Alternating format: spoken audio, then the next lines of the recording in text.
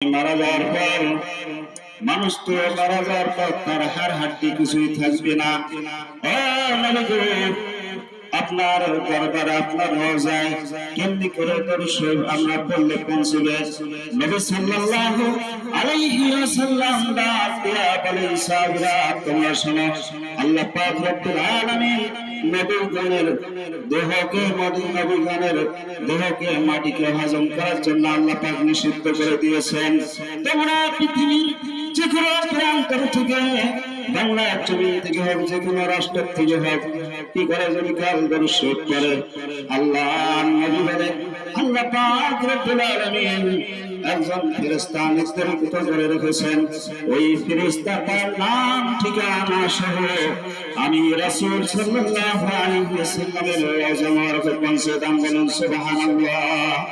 আর সিদ্ধাত বলুন সুবহানাল্লাহ।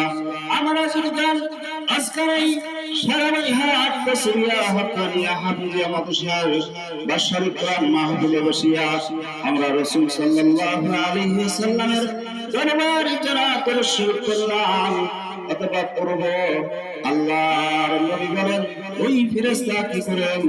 আমাদের নাম ঠিকানা সহ কি করেন? আমি রাসূলের রওজা মুবারকে পৌঁছে দাম। বলুন সুবহানাল্লাহ। ভাইরা আমার, বাবাজিরা আমার, কোরআনের মাহফিল